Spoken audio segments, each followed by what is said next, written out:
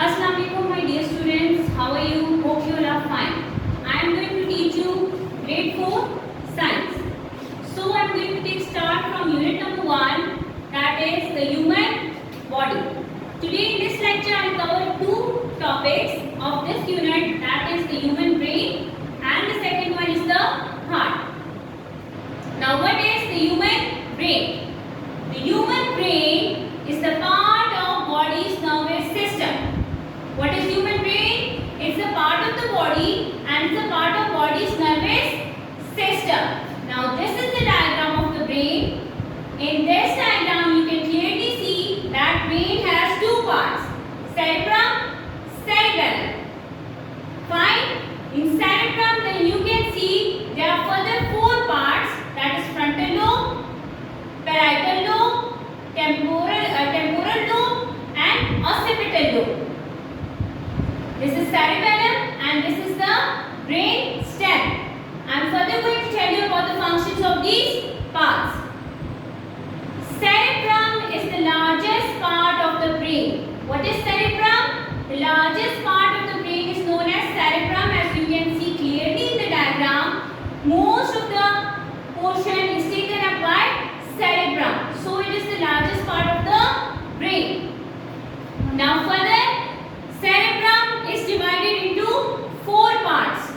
The first one is the frontal lobe, second parietal lobe, occipital lobe and temporal lobe. So now I am going to tell you about the functions of these parts.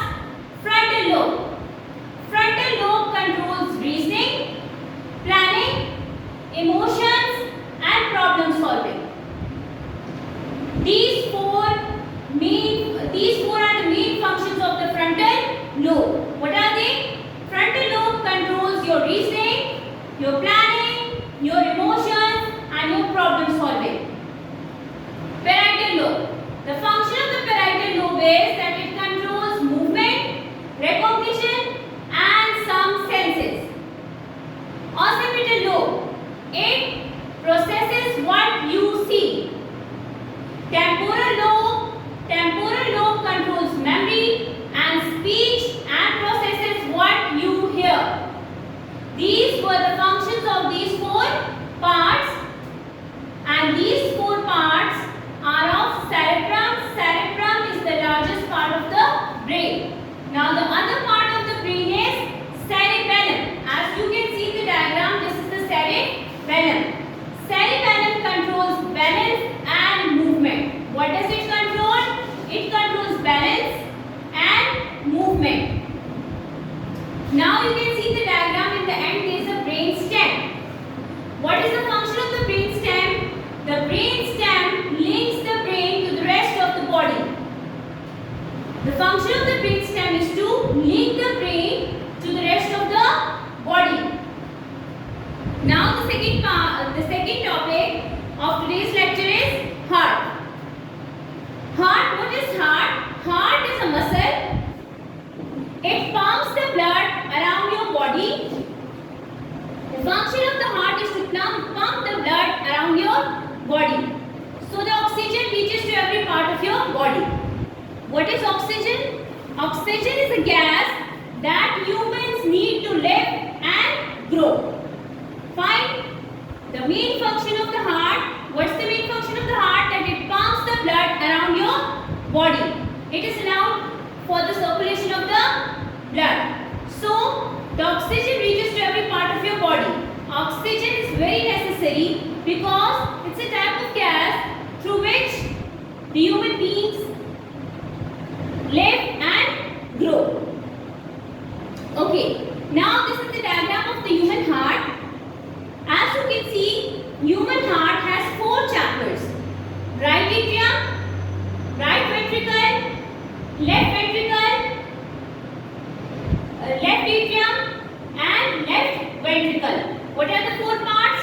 Right atrium, right ventricle, left atrium, left ventricle. These are the four parts of the human heart, or you can call them four chambers of the human heart. Now heart.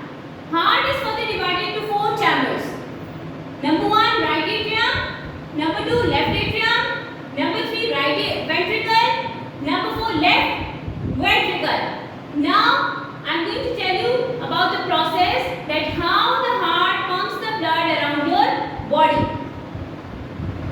First of all, the blood that does not contain oxygen or that is without oxygen flows from the right atrium to the right ventricle. From the right atrium, it goes to the right ventricle.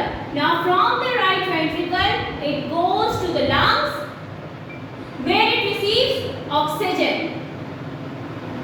Did you get it? Again I am going to tell you oxygen that is not oxygenated or that is without oxygen flows from the right atrium, as you can see in the diagram. From the right atrium it goes to the right ventricle, and then from the right ventricle it goes to the lungs where it receives oxygen.